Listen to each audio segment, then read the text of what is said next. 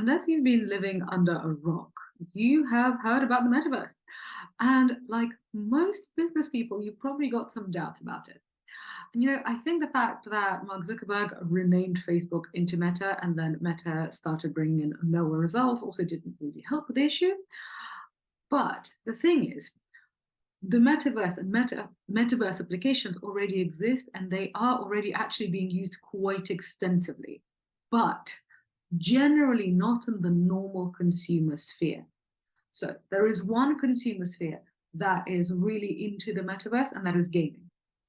The gaming industry is huge.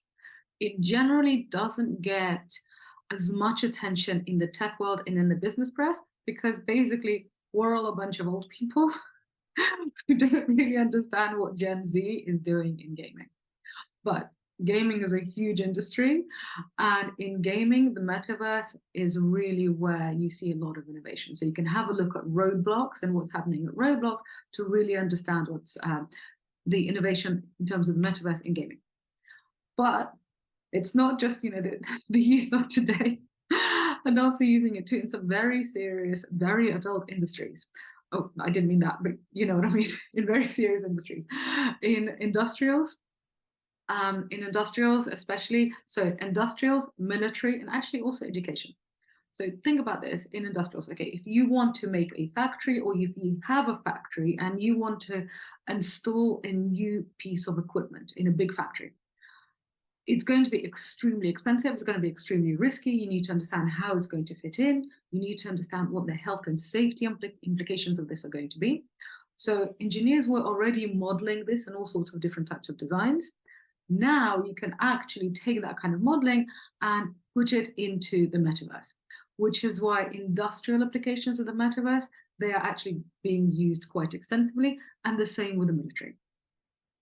So this is to say that the metaverse is not complete rubbish.